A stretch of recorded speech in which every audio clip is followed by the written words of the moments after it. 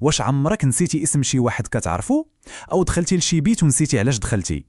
كتاب سر الذاكرة الخارقة ديال دومينيك أوبراين كيعلمنا أن النسيان ماشي مشكل في المخ، بل طريقة التعامل مع المعلومات. دومينيك راه ربح بطولة العالم في الذاكرة 8 د المرات. كيشارك معنا تقنيات زوينة كتعاونك تحفظ أي حاجة، أرقام، أسماء، جمل طويلة. السر هو بدل المعلومات الباردة بصور في مخك كتكون حية، مضحكة وغريبة. مثلا رقم طويل حولوا القصة بحال فيلم كيدور في مخك. ومن أهم الطرق كاينة قصر الذاكرة. تخيل عقلك بحال دار وكل معلومة كتخزنها في زاوية معينة، ومع التدريب كتولي كتفتكر بسرعة بلا مجهود كبير. دومينيك كيقول لك الذاكرة ماشي هدية من الله فقط، هي مهارة كتعلم. إلا كنتي كتقرأ ولا كتخدم ولا غير باغي ما تنساش بزاف، هذا الكتاب ممكن يبدل حياتك.